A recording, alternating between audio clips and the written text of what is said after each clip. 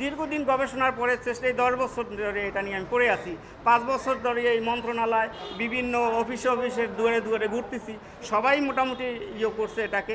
আমি এই নিয়ে 17টা অ্যাওয়ার্ড পাইছি, অথচ আমাকে অ্যাওয়ার্ডটাই যে পরিবেশ অধিদপ্তরকে অ্যাওয়ার্ড পর্যন্ত আমাকে দিতে দেয় না এই মহাপরিচালক। কেন দেয় নাই আমি এসব কিছু জানি না। এটা হলো এনি ফ্যাক্টরি, ওরা কি করে সরাসরি ধোঁয়াটা উপরে ছেড়ে দিচ্ছে, যার কারণে বায়ু দূষণ হয়।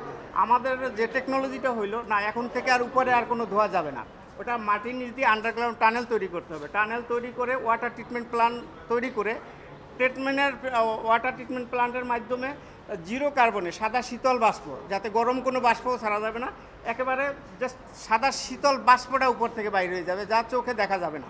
মিল কারখানা চললেও বোঝা যাবে না যে এটা চলে। এই হইলো মূল বিষয়টা। এটা করার পরে যেটা হইলো, আমাকে আমার বিভাগীয় যে পরিবেশ অধিদপ্তর, তারা আমার ওইখানে একাধিকভাবে পর্যবেক্ষণ করছেন। করার পরে তারা ওই একটা সার্টিফিকেট দিয়েছে, টেস্ট করেছে, টেস্ট রিপোর্ট দিয়েছে, এর বাদে আমাকে সম্মাননা দিয়েছে। উপজেলা যে উপজেলা থেকে দিয়েছে, কৃষি অফিস থেকে দিয়েছে, ডিসি দিয়েছে।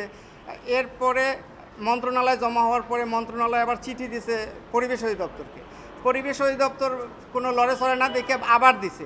এরপরেও লড়েচড়ে না দেখে তৎকালীন মন্ত্রী মহোদয় ফোন দিছে মহাপরিচালককে যে কী ব্যাপার, আপনি এটাকে এখনও নিয়ে বসে আছেন কেন, এটা কোনো করতেছেন না কেন। এরপরে 5 সদস্য একটা কমিটি গঠন করছে।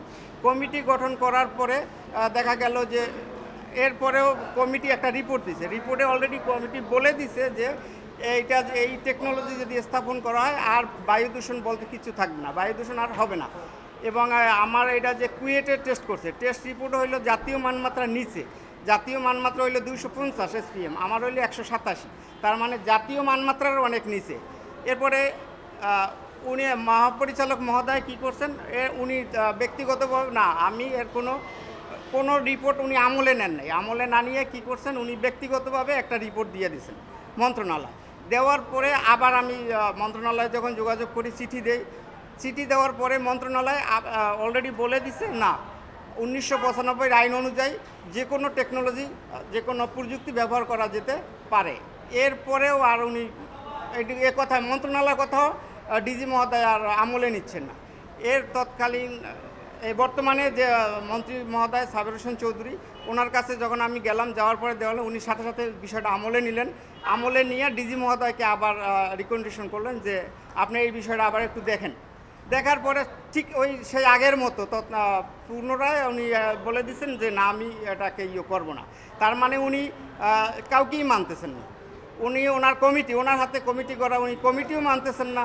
এরপরে ডিসিকে মানতেছেন না, মন্ত্রণালয়কে মানতেছেন না, উনি কাউকেই মানতেছেন না। উনি ব্যক্তিগতভাবে উনি বলতেছেন না, আমি দিতে পারি না, আমি দিব তো নাই, কোনো পরিবেশ বান্ধব টেকনোলজি আমি কাউকে প্রমোটও করব না। অলরেডি এইভাবে বলে উনি চিঠি মন্ত্রণালয়ে পাঠাই দিয়েছে। এখন যখন মন্ত্রণালয়ে পাঠানোর পরে আমার তো আর কোনো জায়গা নাই যাওয়ার, আমি আদালতে আসি, আদালত থেকে যেটা হয়।